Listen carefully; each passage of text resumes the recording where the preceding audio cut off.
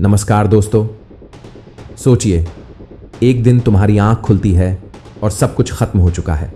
तुम्हारा घर, तुम्हारा परिवार, तुम्हारी पहचान, सब कुछ, और तुम खड़े हो नाजी कंसंट्रेशन कैंप के अंदर। जिंदा तो हो, लेकिन जिंदगी जैसी कोई चीज बची ही नहीं।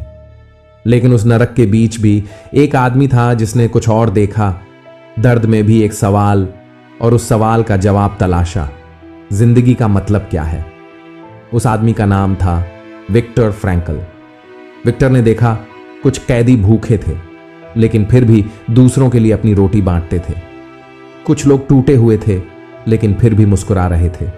और वहीं उसे समझ आया कि हमारी सबसे बड़ी ताकत ये नहीं कि हम क्या झेलते हैं, बल्कि ये है कि हम उसका क्या मतलब निकालते हैं, उससे क्या सीखते हैं। विक्टर ने कहा, हर इंसान के पास एक आजादी है जो कोई नहीं छीन सकता। वो है हालातों को देखने का नजरिया। वो सबसे दर्दनाक जगह में भी जीने की वजह ढूंढ रहा था, और वहीं उसने लिखी थी मैन्स सर्च फॉर मीनिंग नामक किताब, जो पूरी दुनिया के लिए उम्मीद की किताब बन गई, जिसने लोगों को जिंदगी का मतलब बताया। शायद तुम भी आज किसी तकलीफ से गुजर रहे हो, टूटे हो, अकेले हो, हार मानने का मन कर रहा है। लेकिन एक बात याद रखना, तुम्हारा दर्द बेकार नहीं है। अगर तुम उसमें कोई मतलब ढूंढ सको तो वही दर्द तुम्हारी ताकत बन जाएगा। फ्रैंकल ने कहा था, जिस इंसान के पास जीने का क्यों होता है, वह कोई भी हार सहन कर सकता है।